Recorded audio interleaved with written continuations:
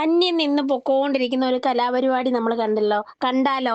ഭരണിക്കാവിലെ ക്ലബിന്റെ പരിപാടിയായിരുന്നേ. അത് എല്ലാ വർഷവും നടക്കുന്നതാ. അപ്പം എന്താ പറയുന്നേ, ഇത് പണ്ടൊക്കെ ആണെങ്കി നമ്മളെ ഓണത്തിനും 28 ഓണത്തിനും പിന്നെ ഒക്കെ എല്ലായിടവും മുക്കിന് മുക്കിന് പരിപാടിയായിരുന്നു. ഇപ്പൊ ഇതൊന്നുമേ ഇല്ല. എല്ലാരും ഫോണിലും അവിടെ ഇവിടെ ആൾക്കാരുടെ മുഖത്ത് പോലും നോക്കാന് ഉള്ള സമയം ആർക്കും ഇല്ല. എങ്ങനെ ഫോണിനകത്ത് തോണ്ടി തോണ്ടി ഇരിക്കാന്നും പറഞ്ഞുള്ള ഇതാ.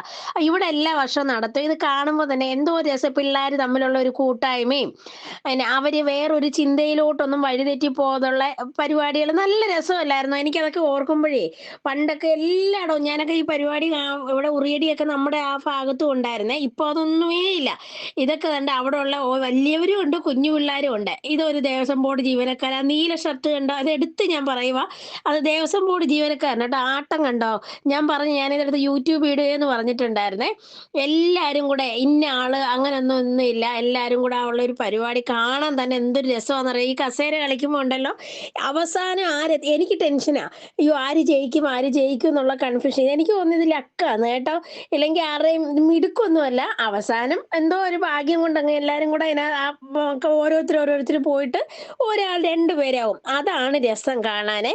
ഇത് കൂടാതെ ഒരുപാട് പരിപാടി ഉണ്ടായിരുന്നു കേട്ടോ. ഉറിയടി ഉണ്ടായിരുന്നു, കൈകൊട്ടിക്കളി ഉണ്ടായിരുന്നു, വടംവലി ഉണ്ടായിരുന്നു. വടംവലിയുടെ ഒക്കെ വീഡിയോ ഞാൻ എടുത്തു വെച്ചിട്ടുണ്ട്. ഓരോന്ന് ഇടാന്ന് വിചാരിച്ചു. കാരണം ഇപ്പോഴുള്ള പിള്ളേരൊന്നും ഇങ്ങനെയുള്ള പരിപാടികൾക്കൊന്നുമില്ല. അവർക്ക് സമയമില്ല. അവർ അവരുടേതായിട്ടുള്ള ലോകത്തിലോട്ട് അങ്ങ് പോവുക.